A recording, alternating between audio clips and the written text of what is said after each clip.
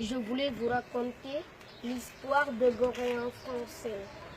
Ici à Gorée, ce sont les Portugais qui sont venus ici en premier, en 1444. Puis après les Portugais, ce sont les Hollandais. Après les Hollandais, les Français. Après les Français, les Anglais. Après les Anglais, les Français encore. Puis c'est eux qui nous ont colonisés. L'esclavage, ça a été aboli par Victor Schœlcher. En 1848, ça a duré 400 ans.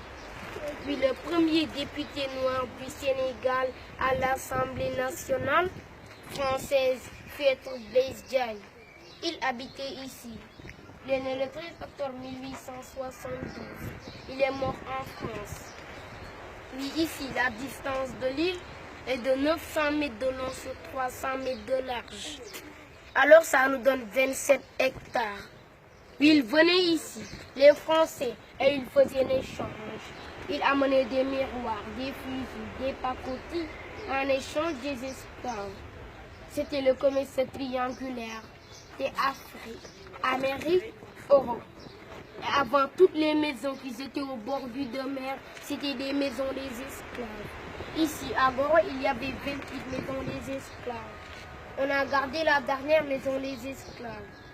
Puis en 1960, on a déclaré l'indépendance du Sénégal le 4 avril 1960. Et vous voyez qu'ici, à Gorée, on a des couleurs différentes. Rouge portugais, jaune hollandais et blanc français.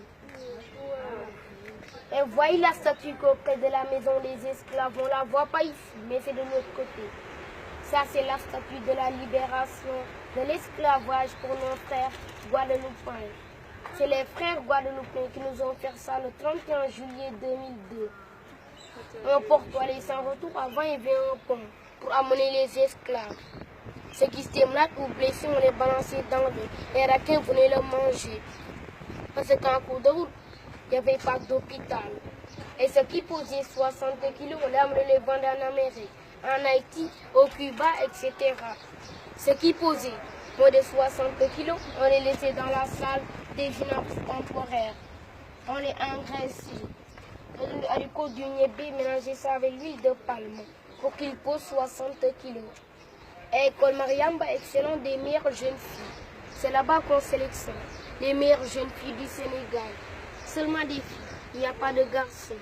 Et Mariamba, c'est elle qui a écrit sur l'anglais dans un livre. Et merci les amis, c'est tout ce que je savais. Ce qu'il est en train de faire, c'est devenu une habitude chez lui. Mais le malheur est que il n'apprend pas. Le seul problème, c'est ça. Étant natif de l'île de Gorée, il a une chance d'apprendre beaucoup de choses sur l'île de Gorée et de devenir un guide et même d'en partager avec les gens. Mais si on ne fait pas des études après, c'est raté. Parce qu'il n'atteindra pas un niveau pour aller à l'université et approfondir ses recherches. Il va être limite, il va rester dans l'île de Gorée à raconter cette histoire qu'il a mémorisée. Il faut l'attacher.